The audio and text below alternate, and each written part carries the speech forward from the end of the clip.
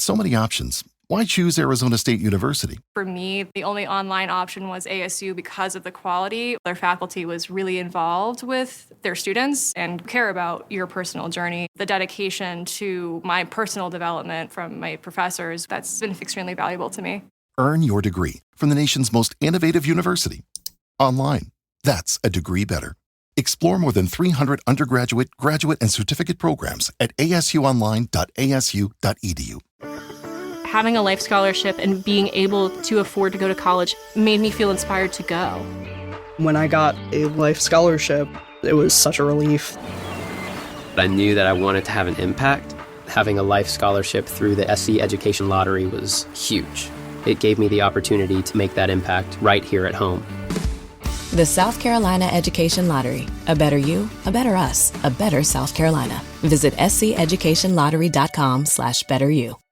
Bienvenidos amigos y amigas a Historia con el Móvil. Mi nombre es Juan Jesús Pleguezuelo y desde los estudios centrales del cuarto de mi casa te mando un caluroso abrazo. ¿Cuántas ganas tenía de volver a grabar un episodio? Te he echado de menos. Tú y yo sabemos cuánto disfrutamos, los que amamos el conocimiento, los que amamos el saber, cuánto disfrutamos en este espacio, ¿verdad? Espero que estés bien.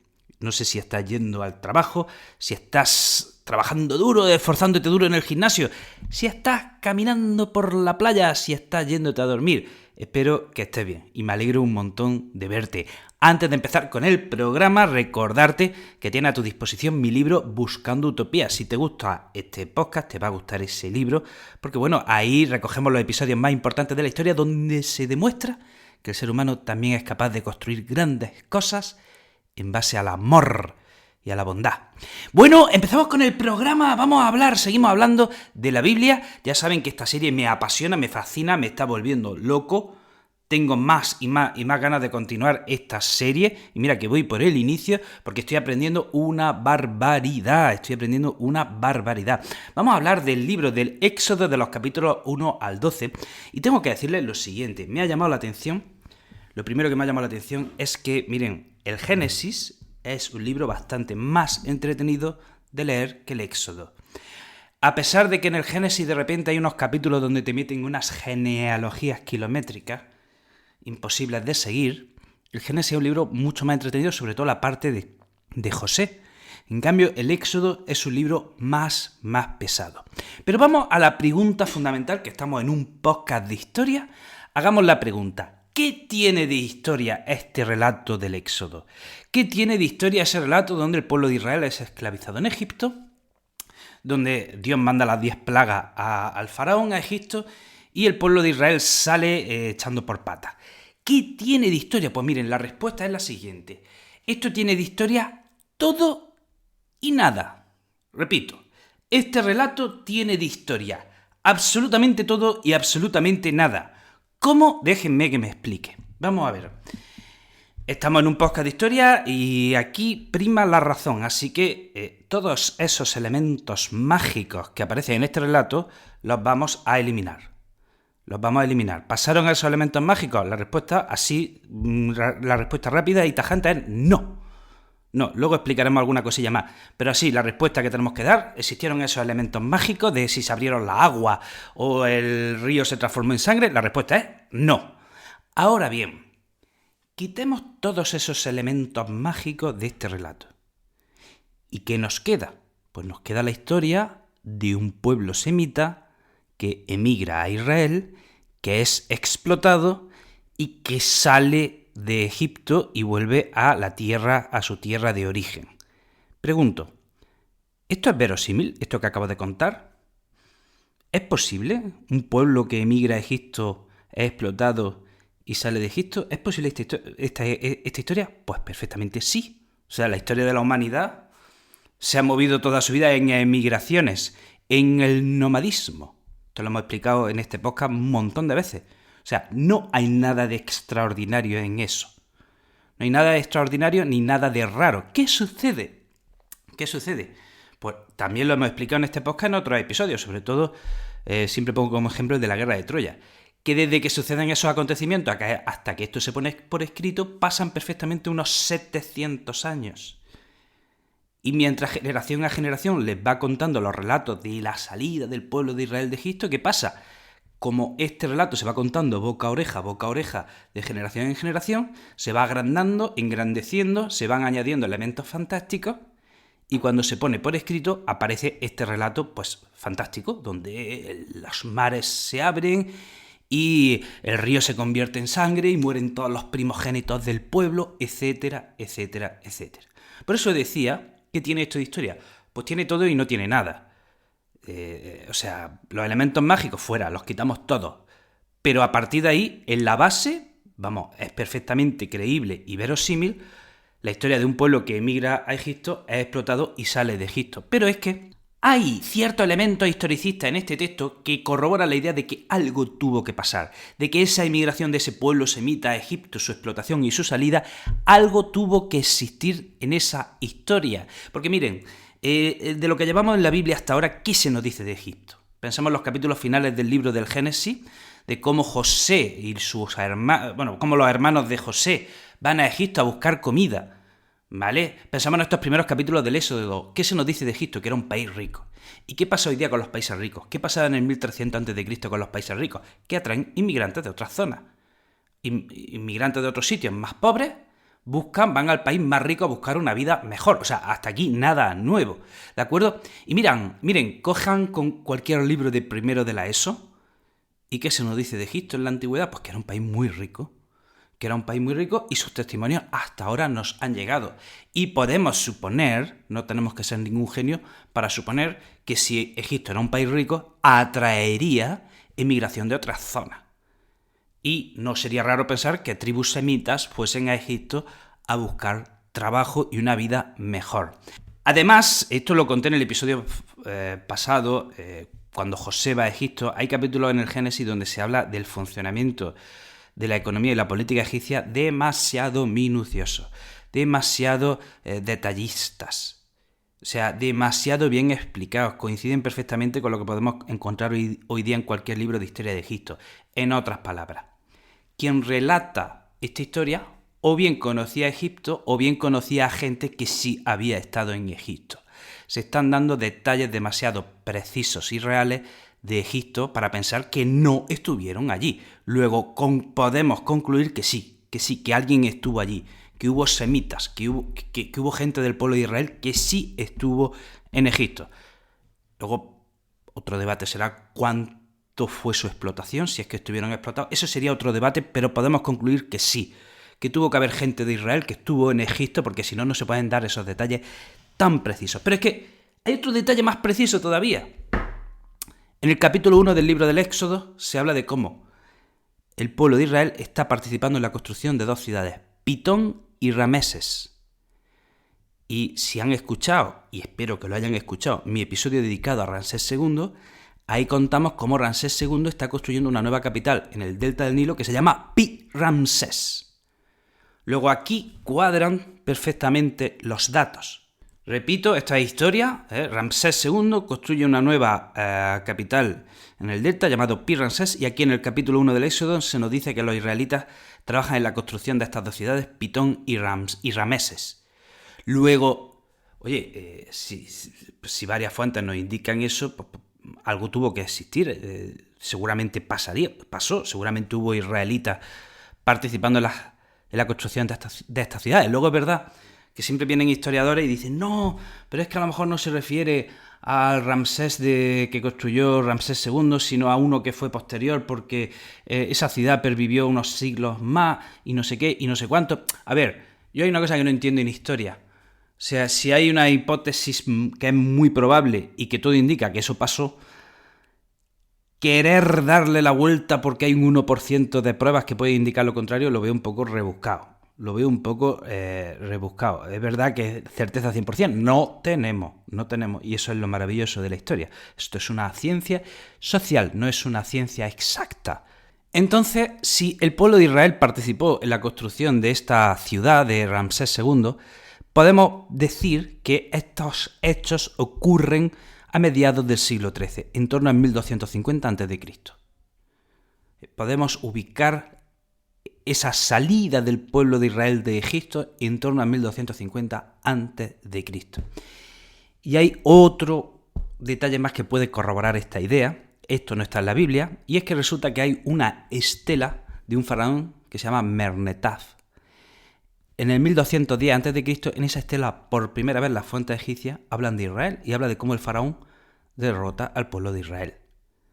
Entonces, si cuadramos esas fechas, si en el libro del Éxodo nos dicen que estos israelitas están construyendo la ciudad de Ramsés, si sabemos que Ramsés vive a mediados del siglo XIII, en el 1250 a.C., si sabemos que tiene un hijo faraón llamado Merneptah, y en esa estela se habla de que este faraón derrota por primera vez al pueblo de Israel, pues sí, podemos ubicar los episodios del Éxodo o lo que pasó que se pareciese al Éxodo en torno a 1250 a.C.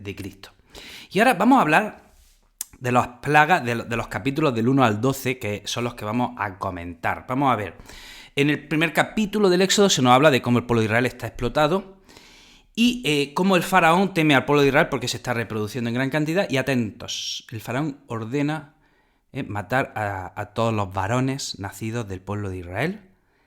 Y aquí vemos el primer infanticidio ordenado en la Biblia.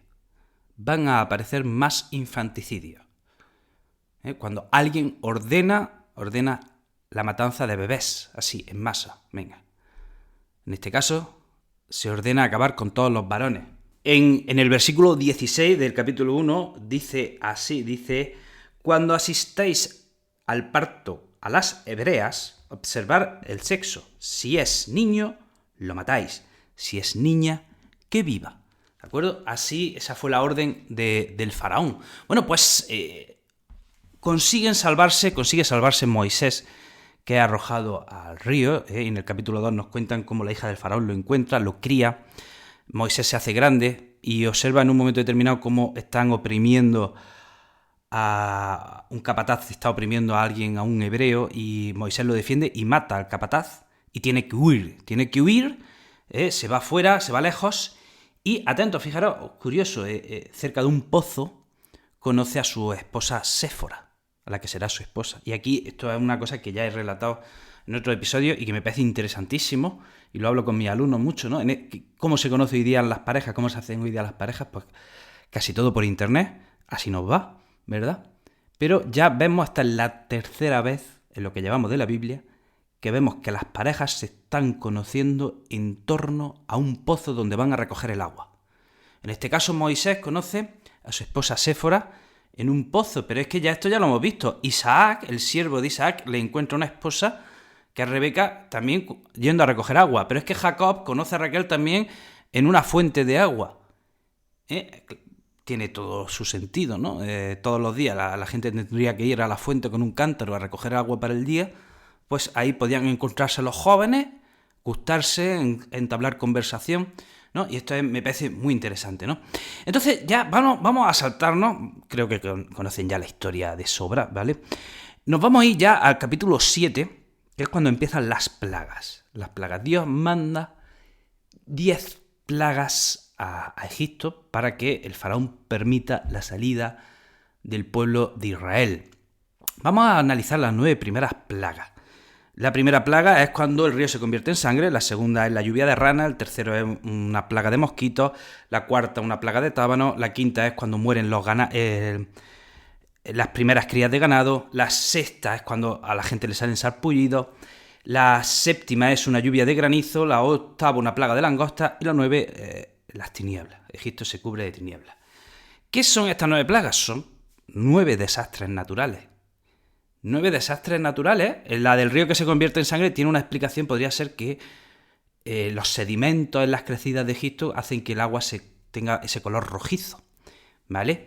La lluvia de ranas, por extraño que nos parezca, sí, pueden darse lluvias de ranas.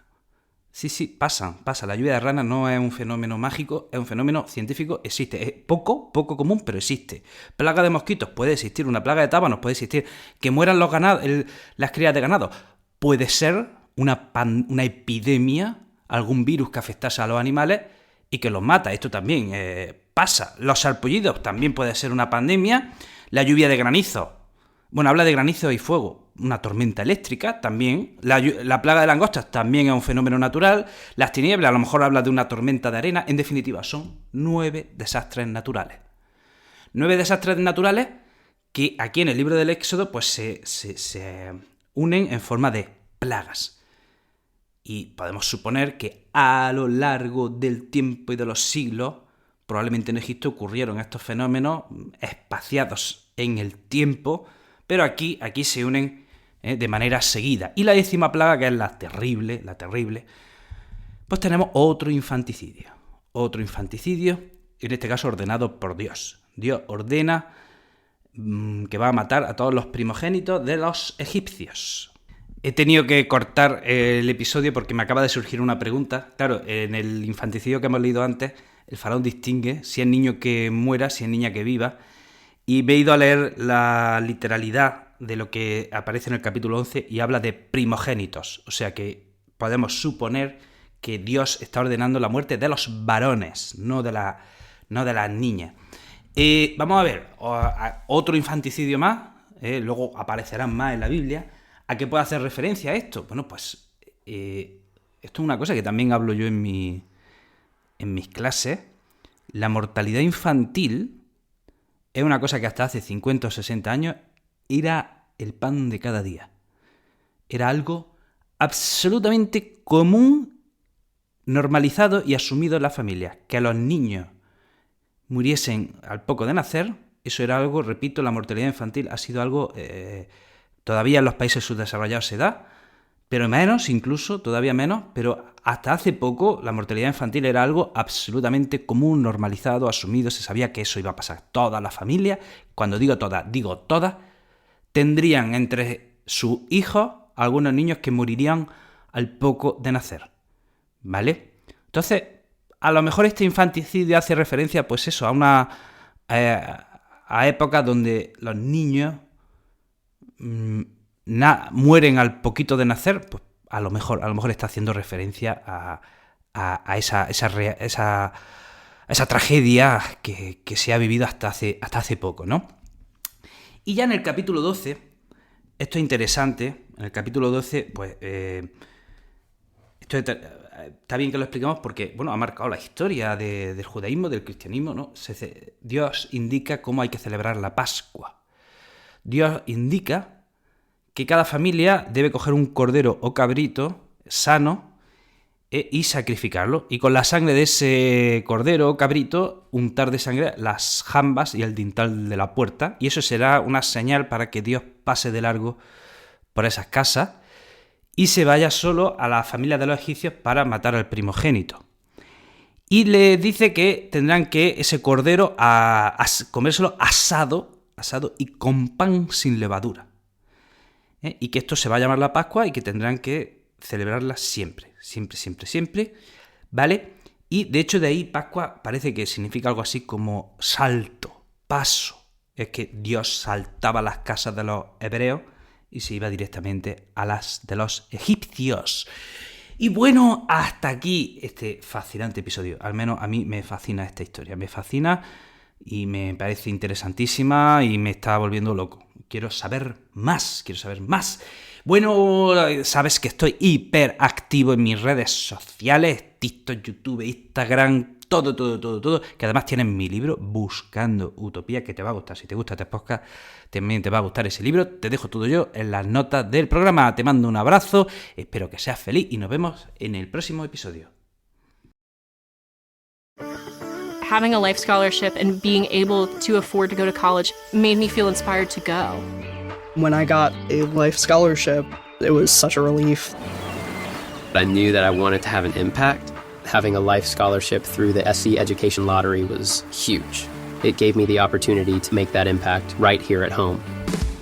The South Carolina Education Lottery. A better you, a better us, a better South Carolina. Visit sceducationlottery.com/betteryou. You just realized your business needed to hire someone yesterday. How can you find amazing candidates fast? Easy. Just use Indeed. Stop struggling to get your job post seen on other job sites. With Indeed sponsored jobs, your post jumps to the top of the page for your relevant candidates, so you can reach the people you want faster. According to Indeed data, sponsored jobs posted directly on Indeed have 45% more applications than non-sponsored jobs. Don't wait any longer. Speed up your hiring right now with Indeed.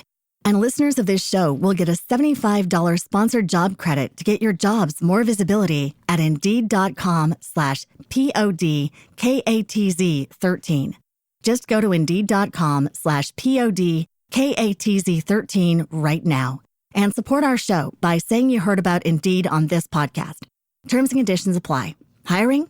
Indeed is all you need.